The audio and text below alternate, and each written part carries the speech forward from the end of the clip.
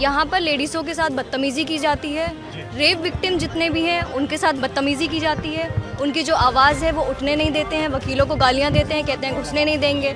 तो ये सारी चीज़ें रोकने के लिए ही आज हम इस धरना प्रदर्शन पर बैठे हुए हैं और ये हम रोक कर रहेंगे। ऐसे ऑफिसर जो इतने गैर जिम्मेदार हैं, इतने ज़्यादा बदतमीज़ी करते हैं, वो उन ऑफिसर की बहाली करके वापस सागरपुर में बिठा दिया। सिर्फ धोखा देने का काम किया है प्रशासन ने, सरकार ने, और एसएचओ समेत जितने भी लोग थे, ये इनकी आपसी रजामंदी से की गई कार्रवाई थी, जो कि अब फीकी पड़ती नजर आ रही है। अगर ये कोर्ट कचहरी कानून ना हो ना, तो वो थाने में फांसी लगा दें, जो पैसे दे उसको बख्शा जाएगा, बाकी तो उनको जो सभी को मार दिया जाएगा, यही फांसी दे के दिया जाएगा। रेप पीड़िता के साथ दुर्व्यवहार के लिए और अधिवक्ताओं के बारे में गलत बातें करने के बारे में जिनको यहाँ से लाइन हाजिर किया गया था एज ए पनिशमेंट पोस्टेड, उनको दोबारा से इस थाने का एसएचओ बना दिया गया है, जो कि बिल्कुल गलत है। वो अधिवक्ताओं के लिए भी गलत है और आम जनता के लिए भी गलत है। नमस्कार, मैं हूं प्रवीण। इंडिया टाइम 24 न्यूज में आपका स्वागत है। दिल्ली के वकीलों ने एक बार फिर सागरपुर थाने के एसएचओ राजकुमार के खिलाफ अपना मोर्चा खोल दिया है। आपको याद होगा, अभी कुछ दिनों पहले एक लड़की की सोशल मीडिया पर वीडियो वायरल हुई थी, जिसमें वो अपने साथ हुए यौन उत्पीड़न की शिकायत देने सागरपुर थाने पहुंचती है। उसके साथ बदसलूकी होती है। महिला पुलिसकर्मी वकीलों के खिलाफ उल्टा सीधा कहती है और साथ ही एसएचओ का भी एक विवादित बयान सामने आता है उस वीडियो के अंदर। इस पूरे प्रकरण के बाद यह वीडियो सोशल मीडिया पर जैसे ही आग की तरह फैली, वकीलों का गुस्सा टूट पड़ा। वकीलों ने जमकर रोष प्रदर्शन किया, सागरपुर थाने का घेराव किया। उसके बाद दिल्ली पुलिस ने एक एडवाइजरी जारी करी, जिसमें कहा कि जो महिला पुलिसकर्मी है उनको सस्पेंड किया गया है और एसएचओ को लाइन हाजिर किया गया है। और ये कहकर वकीलों का गुस्सा शांत करा दिया गया और अब एसएचओ के पद पर राजकुमार जी की बहाली हो चुकी है, जिससे वकील और ज्यादा आक्रोशित हो चुके हैं। उनका कहना है कि पहले एसएचओ को लाइन हाजिर किया गया, हमें लॉलीपॉप दी गई और उसके बाद पीछे के रास्ते से एसएचओ लौट आए। तो इस तरह से दोबारा से अपना रोष प्रदर्शन कर रहे हैं। आपको दिखाते हैं हमारे सहयोगी अभय की ये रिपोर्ट। नमस्कार, मैं हूं अभय प्रताप सिंह और आप देख रहे हैं इंडिया टाइम 24 न्यूज़। इस वक्त मेरी मौजूदगी दिल्ली के सागरपुर थाना क्षेत्र में, जहां पर अभी कुछ महीनों पहले ही एक महिला पीड़िता के द्वारा एक शिकायत की गई थी, जिसके बाद एसएचओ जो हैं उन्होंने और कुछ महिला कांस्टेबल के साथ दुर्व्यवहार किया था। लोगों का ऐसा आरोप था। उसके बाद वकीलों ने यहाँ पर प्रदर्शन किया था, जिसके बाद थाना एसएचओ को लाइन हाजिर कर दिया गया था और जो 2 महिला कांस्टेबल थी उनको सस्पेंड कर दिया गया था। तो उसके बाद अब कुछ दिनों बाद जब मामला ये शांत हो गया, तो जो एसएचओ थे, एसएचओ सर की दोबारा यहाँ पे बहाली कर दी गई है। उसके बाद वकीलों ने यहाँ पर प्रदर्शन का दोबारा से ऐलान किया है। तो आइए सुनते हैं वकीलों का इस बारे में क्या कहना है। क्या नाम है सर आपका? प्रवीण नारायण। प्रवीण जी, आप लोग पहले भी यहाँ पर बैठे थे जी, और आज फिर से बैठे हैं जी। पूरा मामला क्या था उस टाइम पे, ये बताइए। पूरा मामला दिल्ली पुलिस द्वारा वकीलों का अपमान करना और एक अटेम्प्टेड रेप विक्टिम को धमकाना और उसको इस चीज़ से रोकना कि भाई वो लीगल असिस्टेंस ना ले और उसकी कंप्लेंट को दबाना, इस चीज़ से जुड़ा हुआ मैटर है। जिसके बाद एक वीडियो वायरल हुई थी, जिसके अंदर दिल्ली पुलिस के सागरपुर के एसएचओ राजकुमार और 2 महिला पुलिसकर्मी वकीलों को गंदी गंदी गालियां देते दिखाई दिए थे, जिसमें उन्होंने ये भी कहा था कि 751 में वकील को बंद कर दो, 751 में इस अटेम्प्टेड रेप विक्टिम को बंद कर दो। और एसएचओ ने इसमें यह भी बोला कि जी अगर आपके साथ कुछ गलत हुआ है तो उसकी वीडियो लेकर आओ और उसके बाद मैं एक्शन लूंगा, अदरवाइज थाने में मत घुस जाना। थाने में घुसोगे तो आपके लिए अच्छा नहीं होगा। वकीलों को भी धमकी दी गई थी। वकीलों को तो ये तक बोला इन्होंने कि जी अगर हमारा संतरी चाले तो हम थाने के अंदर नहीं घुसने देंगे। लेकिन ये बात बताने की ज़रूरत है कि आपका संतरी चाले चाहे कोई चाले, हम आपसे मिलने भी आएंगे, आपके थाने में भी आएंगे, लेकिन कानून के दायरे के अंदर रह करके काम करेंगे। और यही आपको भी समझने की ज़रूरत है। अगर आप वकील को थाने के अंदर घुसने से रोकोगे तो कोर्ट में आपको भी आना है। अगर आप वकीलों के साथ मार पिटाई करोगे तो मार पिटाई वकील भी कर सकते हैं, लेकिन आप वहाँ तक चीज़ें नहीं जाने दीजिए। आप चीज़ों को जितने प्यार से, जितना समन्वय से हो सकती है उतने चीज़ें करें। लॉ एंड ऑर्डर को मेंटेन करने की कोशिश करें, यही हमारा मुद्दा है। इसके अलावा हमारा मुद्दा कुछ नहीं है।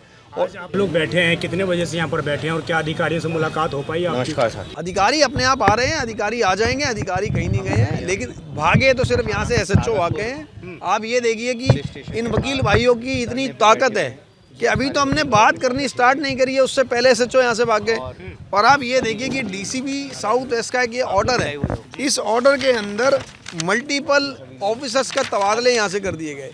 इसी के अंदर लगभग 22 ऐसे ऑफिसर हैं जिनको सागरपुर थाने से तबादला कर दिया गया।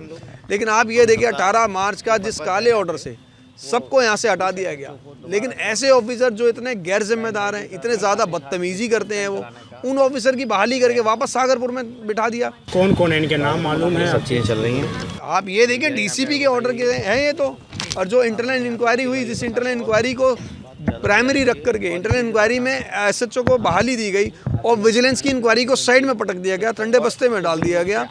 उसके बाद आप ये देखिए एसएचओ यहाँ पे बैठे हैं वापस, और एसएचओ को बैठाने का जो ये ऑर्डर है एक तरीके का ऐसा है, पहले लाइन हाजिर करो यानी छुट्टी पे भेज दो और फिर से बिठा दो ताकि फिर से हौसला आ जाए, फिर से किसी वकील को गाली दे दो, फिर से किसी अटेम्प्टेड रेप विक्टिम से आप वीडियो मांग लो। सोचने वाली बात यह है कि आप कानून से बंधे हैं, हम कानून से बंधे हैं, लेकिन कानून का पालन आप नहीं करना जान रहे हैं। आप खाकी वर्दी पहन करके अपने आप को गुंडा मान बैठे हैं। आप अपने आप को ये सोचते हैं कि कोई जवाब मांगने आएगा तो उनको हम तोड़ मरोड़ देंगे, आप उनकी आवाज़ें दबा देंगे। लेकिन आप ये ध्यान रखिए कि ये वकीलों की आवाज़ें दबती नहीं है, जितना आप दबाने की कोशिश करोगे ये उतनी उठती है और ये दूर तक जाती है।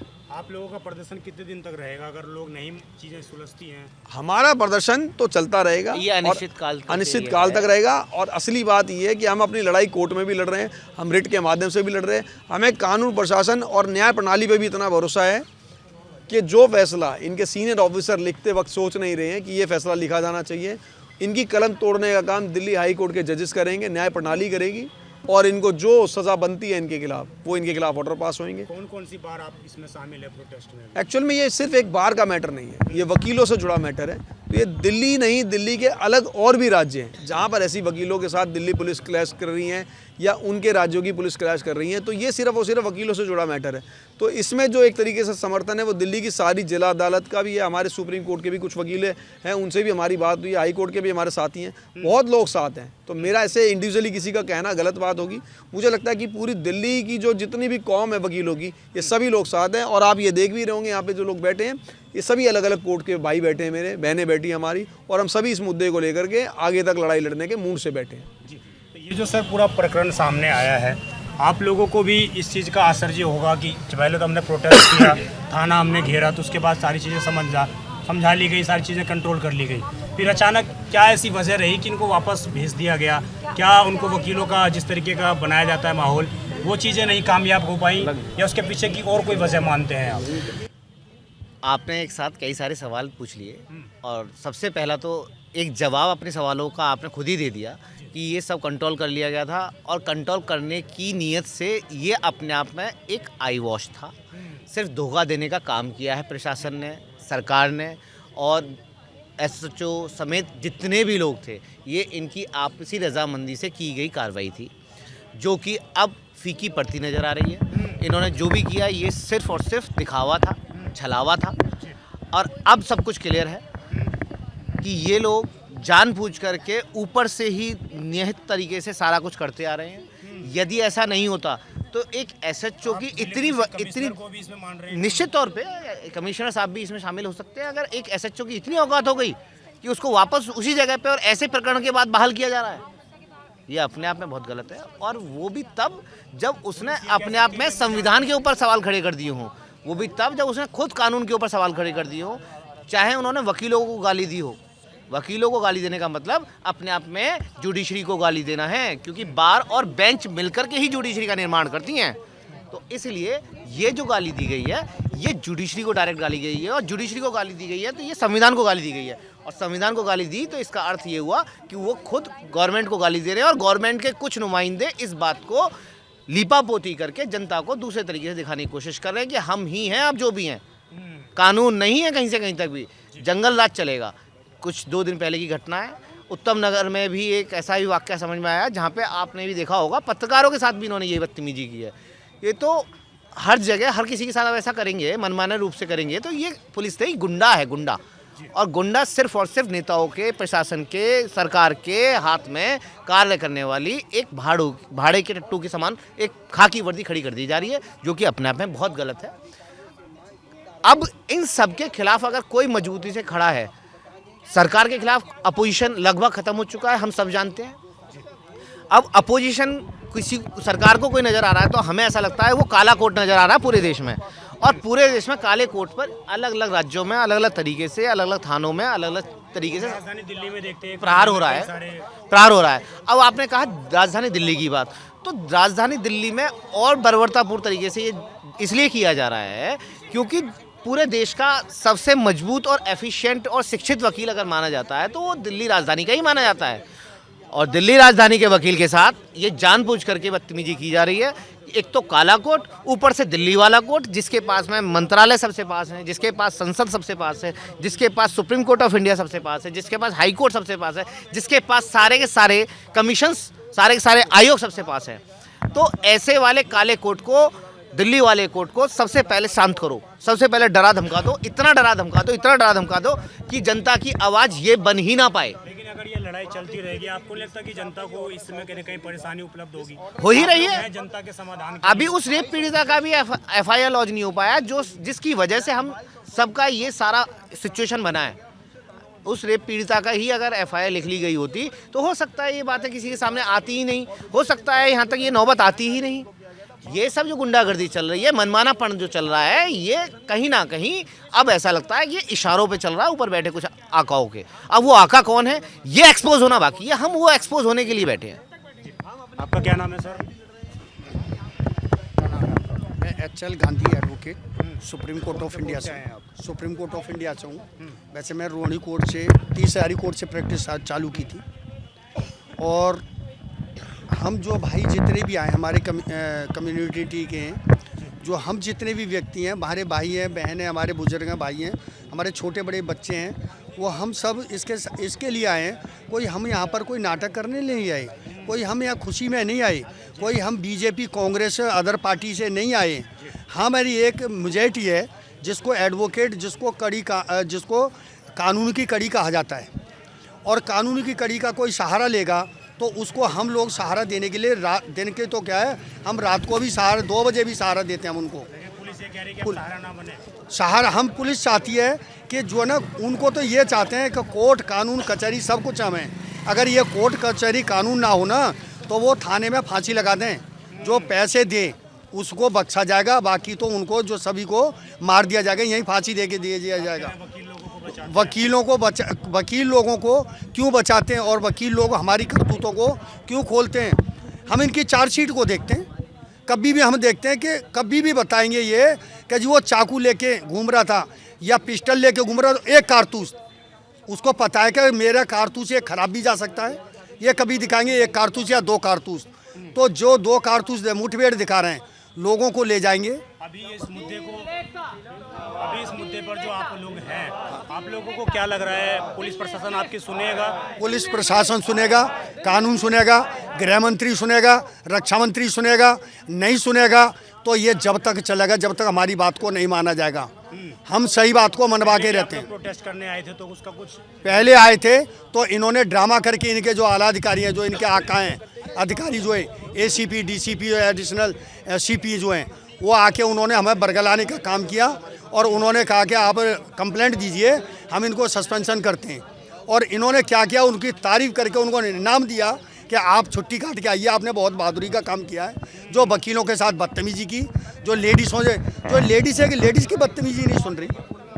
और मेरी आप सबसे माध्यम में, आप सभी के चैनलों के माध्यम से मेरी हाथ जोड़ के रिक्वेस्ट है कि आप जो इसको काट छांट ना करें, जैसे ही हम दे रहे हैं उसको दें। मीडिया को लोग बदनाम करते हैं कि मीडिया बिकाऊ है, लेकिन आप जो आप चैनल माध्यम से बताना चाहता हूँ, आप मध्यम चैनल है जो, वो जो है ना अपनी सच्चाई पूरी दिखाएं। मेरी ये रिक्वेस्ट है आपसे, जो हमारे कोने में, हिंदुस्तान के पूरे भारतवर्ष के कोने कोने में जानी चाहिए कि वकील में कितनी एकता है। और वकील हमारा पर्सनल मैटर नहीं है, हमारे प्रवीण नारायण भाई हैं, ये मेहनत करते हैं, हम इनके लिए बहुत धन्यवाद कर रहे हैं कि इन्होंने कदम तो उठाया इस तरह का, और हम इनके साथ हैं, तन से, मन से, धन से, हम कुछ भी होगा हम इनके साथ रहेंगे। जिंदाबाद। मैम क्या नाम है आपका? और जिस तरीके से मामला सामने आया था तो महिला के साथ ही पूरा ये मामला हुआ था, आप किस तरीके से देखती हैं इस पूरे मामले? मेरा नाम ज़ेबा खान एडवोकेट है। जो मामला यहाँ पर आया था उसमें 3 लोग शामिल थे, जिसमें कि 2 लेडी पुलिस आई हुई थी जिनका नाम है सुषमा एंड अंजू, और दूसरे हमारे SHO साहब हैं राजकुमार साहब, वो हैं, ये लोग शामिल थे। यहाँ पर लेडीज़ों के साथ बदतमीज़ी की जाती है, रेप विक्टिम जितने भी हैं उनके साथ बदतमीज़ी की जाती है, उनकी जो आवाज़ है वो उठने नहीं देते हैं, वकीलों को गालियाँ देते हैं, कहते हैं घुसने नहीं देंगे। तो ये सारी चीज़ें रोकने के लिए ही आज हम इस धरना प्रदर्शन पर बैठे हुए हैं और ये हम रोक कर रहेंगे। इनकी जो धांधागिरी है, गुंडागिरी है, ये हम यहाँ पर नहीं चलने देंगे। लगातार ये मामला सामने आता है कि महिला वकील हों या पुरुष वकील हों, उनके साथ पुलिस सही से बिहेव नहीं करती है, बदतमीजी करती है। मेरे साथ भी बदतमीजी करी है। मैं जब भी यहाँ पर कंप्लेंट देने आती हूँ मेरे साथ बदतमीजी की जाती है। SHO साहब बदतमीजी करते हैं। इनफैक्ट मेरे पास वीडियो भी है जिसमें SHO साहब ने मेरे साथ बदतमीजी करी हुई है। मेरी कंप्लेंट पर कोई एक्शन नहीं होता है।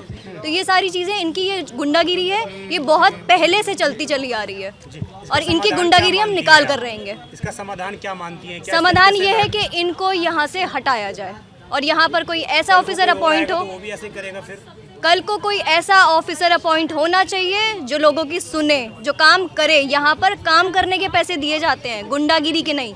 गुंडागिरी नहीं चलेगी यहाँ पर। एग्जैक्टली। आपको नहीं लगता कि पुलिस को ट्रेनिंग, इस तरह की व्यवस्थाएं करनी चाहिए सरकार को? बिल्कुल करनी चाहिए, बिल्कुल करनी चाहिए, बिल्कुल करनी चाहिए। सरकार को ये इंश्योर करना चाहिए कि यहाँ पर जो हो रहा है सारी चीज़ें उन्हें देखनी चाहिए, पर सरकार तो अब कुछ कह नहीं सकते सर, उसके लिए मैं कुछ नहीं कहूँगी। सर, सागरपुर थाने के बाहर पहुंचे, क्या मुद्दा है, किस वजह से आज आप धरना प्रदर्शन कर रहे हैं सारे वकील? मुद्दा ये है कि एक रेप पीड़िता के साथ दुर्व्यवहार किया गया था। उस दुर्व्यवहार होने के बाद जो भी पुलिस के ऑफिसर्स थे, सीनियर ऑफिसर्स, उन्होंने इस थाने के SHO को लाइन हाजिर किया था और 2 पुलिस जो महिला अधिकारी थी उनको भी सस्पेंड किया गया था। अभी ये जो नया ऑर्डर आया है कि जो SHO जिनको यहाँ से लाइन हाजिर किया गया था एज अ पनिशमेंट पोस्टिंग, उस रेप पीड़िता के साथ दुर्व्यवहार के लिए और अधिवक्ताओं के बारे में गलत बातें करने के बारे में जिनको यहाँ से लाइन हाजिर किया गया था एज अ पनिशमेंट पोस्टेड, उनको दोबारा से इस थाने का SHO बना दिया गया है, जो कि बिल्कुल गलत है। वो अधिवक्ताओं के लिए भी गलत है और आम जनता के लिए भी गलत है। जो अधिकारी आम जनता के साथ दुर्व्यवहार कर रहा है उसी को दोबारा ऐसे SHO बना के इस थाने में लाया जा रहा है। इसका मतलब ये है कि आप कुछ भी करो, पुलिस स्वतंत्र है, पुलिस जो मर्जी अपनी मनमानी करेगी और आम जनता उस बारे में कुछ नहीं कर सकती। विजिलेंस इंक्वायरी चालू होने के बाद क्या दिल्ली पुलिस ने अपने थाने के जो SHO कमरे के अंदर CCTV लगा हुआ है, थाने के अंदर हर IO के कमरे में, थाने के बाहर जो CCTV लगा हुआ है, क्या वो विजिलेंस इंक्वायरी में दिया हुआ है? और अगर वो विजिलेंस इंक्वायरी में दिया हुआ और SHO किसी रेप पीड़िता के साथ साफ साफ दुर्व्यवहार कर रहे हैं तो उनको वापस कैसे रीइंस्टेट कर दिया जाता है इस थाने में? ये क्वेश्चन मार्क है, जो कि नहीं होना चाहिए बिल्कुल भी।